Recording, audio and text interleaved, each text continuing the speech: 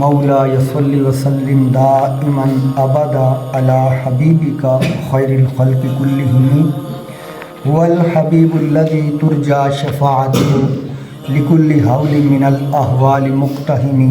मौला यसल्लि वसल्लिम दाइमन अबदा अला हबीबिका खैरिल खल्क़ि कुल्लिहिम। अल्लाह रब्बुल इज़्ज़त की दी हुई तौफ़ीक़ से अल्हम्दुलिल्लाह आज 5 रमज़ान मुबारक है और 5 रमज़ान मुबारक की नमाज फ़ज्र अल्लाह तबारक व तआला की दी हुई तौफ़ीक़ से हमें अदा करने की शर्फ़ मिला है, मौका मिला है। ये जो हमारी ज़िंदगी गुज़र रही है तो इस ज़िंदगी में नेक अमाल का, अच्छे अमाल का मौका मिलना, अच्छी सोबत का मिल जाना, अच्छी मजलिस का मिल जाना, ये उस अल्लाह की ख़ास करम नवारी है। कल क़यामत वाले दिन जब मैं और आप अल्लाह की बारगाह में हाज़िर होंगे तो फिर उस वक्त इन लम्हात का हमें, इन जो मौक़े अल्लाह तबारक व तआला ने हमें दिए हैं, इनकी उस वक्त हमें कदर आएगी।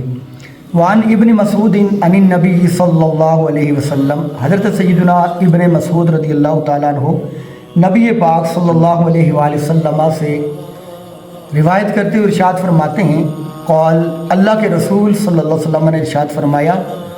ला तज़ूलु क़दम अब्नि आदम यौमल क़ियामति हत्ता युसअल अन खमसिन। कल क़यामत वाले दिन बंदे के कदम, इंसान के कदम अल्लाह की बारगाह से नहीं हट सकेंगे यहाँ तक कि उससे 5 सवाल न किए जाएं। जब तक के 5 सवाल बंदे से ना किए जाएं तो बंदे के कदम अल्लाह रब्बुल इज़्ज़त की बारगाह से नहीं हट सकेंगे, यानी इंसान को उस वक़्त तक छुटकारा नहीं मिलेगा। ये जो ज़िंदगी हम गुजार रहे हैं, फिर जवानी के जो लम्हात हम गुजार रहे हैं, हम कहाँ से कमाते हैं, कहाँ पर ख़र्च करते हैं, हमने कितना अमल किया है, इस हवाले से अल्लाह तबारक व तआला की बारगाह से सवाल किए जाएंगे। तो अल्लाह के महबूब सल्लल्लाहु अलैहि वसल्लम ने इरशाद फरमाया, सबसे पहले व अन उम्रिही फ़ीमा अफ़नाहु, बंदे से उसकी उम्र के बारे में पूछा जाएगा। बंदे बता उम्र किन कामों में गुजारी है, अच्छे काम किए थे या बुरे कामों में गुजारी है, रब की इबादत में गुजारी है या रब की नाफरमानी में गुजारी है, अच्छी मजलिस में, अच्छी सोबत में, अच्छे लोगों के साथ उठने बैठने में गुजारी है या अल्लाह के नाफरमानों के साथ उठने बैठने में गुजारी है। तो सबसे पहले उम्र के बारे में पूछा जाएगा। वान उम्र ही फ़ीमा अफ़नाहु, बंदे बता उम्र किन कामों में गुजारी है। आज अल्लाह ने हमें उम्र की सूरत में ये नेमत अता फरमाई है। आज तो हमें पता नहीं चलता है कि इसकी कितनी कदर व कीमत है, लेकिन कल जब अल्लाह की बारगाह में हम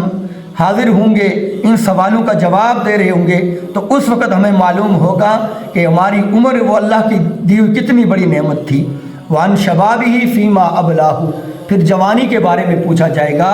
ऐ बंदे बता, जो जवानी के सूरत में तुझे नेमत मिली थी, जबकि तेरे जिस्म के अंदर ताकत भी बहुत थी, तू सब कुछ कर सकता था, बता उन लम्हात में, उस जवानी में तूने क्या क्या काम किए हैं, अच्छे कामों में गुजारी है या बुरे कामों में गुजारी है, रब की इबादत में गुजारी है या रब की नाफरमानी में गुजारी है। तो वो कितने खुश नसीब लोग हैं जिनकी जवानियाँ अल्लाह के महबूब सल्लल्लाहु की बारगाह अक़दस में दुरूद व सलाम पढ़ने में गुजर जाती हैं, जिनकी जवानियाँ अल्लाह का पाक कलाम पढ़ने में गुजर जाती हैं, जिनकी जवानियाँ अल्लाह के हुज़ूर सजदों में गुजर जाती हैं, जिनकी जवानियाँ नेक कामों में गुजर जाती हैं। हालांकि सारी जो उम्र है, उम्र के अंदर जवानी भी आती है, लेकिन चूँकि जवानी की इबादत का एक अपना ही मज़ा है, जवानी की इबादत का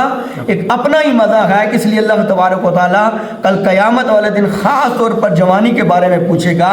कि या बंदे बता, जब तुझे जवानी मुयस्सर थी, वो लम्हात मुयस्सर थे, तू सब कुछ कर सकता था, तो बता उस सूरत में, उस जवानी में क्या कुछ करता रहा। तो कितने खुश नसीब होंगे लोग, कितने वो लोग खुश होंगे जिन्होंने अपनी जवानियाँ उस रब की इबादत में गुजारी होंगी। वान मालिही मिन अय्न इक्तसबहु व फ़ीमा अनफ़क़हु, फिर माल के बारे में सवाल किया जाएगा। बंदे बता तूने माल कहाँ से कमाया, अगर ज़रिया आमदनी हलाल हुआ, अगर ज़रिया आमदनी जायज़ हुआ तो फिर बंदा अपने आप को खुश नसीब समझेगा, और अगर ज़रिया आमदनी जो उसने माल दुनिया के अंदर कमाया, अगर ज़रिया आमदनी हराम हुआ तो फिर उसकी निगाहें झुक जाएंगी, वो शर्मसार होगा, काश کہ میں درست ذرائع سے، جائز ذرائع سے، حلال ذرائع سے میں یہ مال کماتا، تو مال کے بارے میں پوچھا جائے گا وَعَنْ مَالِهِ مِنْ أَيْنَ اكْتَسَبَهُ، بندے بتا مال تو نے کہاں سے کمایا، وَفِي مَا أَنْفَقَهُ، اور بتا جو تو نے کمایا اس کو خرچ کہاں پر کیا۔ ایک تو ہے مال حرام، مال حرام سے جتنا مرضی کوئی اچھا کام کرے، اچھی جگہ پر دے، غریبوں مسکینوں کو دے، تو مال حرام سے صدقہ ہوتا ہی نہیں ہے۔ البتہ جب مال حلال کمایا جائے تو مال حلال میں سے بھی پھر اب حکم یہ ہے کہ اس کو اچھی جگہوں پر خرچ کرو، جائز جگہوں پر خرچ کرو، ناجائز جگہوں پر خرچ نہ کرو۔ تو جو مال حلال میں سے اللہ کی راہ میں خرچ کرتا ہے، مساجد میں پر خرچ کرتا ہے، جو بھی اللہ کا راستہ ہے اس جگہ پر خرچ کرتا ہے، تو پھر وہ اس وقت اپنے آپ کو خوش نصیب سمجھے گا۔ تو پوچھا جائے گا بندے بتا تو نے مال کہاں سے کمایا اور کہاں پر خرچ کیا، وَمَاذَا عَمِلَ فِي مَا عَلِمَ، اور جو تجھے اللہ تبارک و تعالیٰ نے علم عطا فرمایا ہے تو اس علم پر تو نے عمل کتنا کیا ہے۔ ایک تو ہے علم کا حاصل کرنا، اور پھر اس کے ساتھ ساتھ علم حاصل کرنے کے بعد پھر اس پر عمل یہ بھی ضروری ہے۔ اللہ تبارک و تعالیٰ علم عطا فرمائے تو اس کے بعد اگر اس پر عمل بھی ہو تو پھر یہ نور علی نور ہے۔ اللہ تبارک و تعالیٰ کی بارگاہ اقدس میں دعا ہے کہ اللہ تبارک و تعالیٰ ہمیں سمجھنے کی، علم کرنے کی توفیق عطا فرمائے۔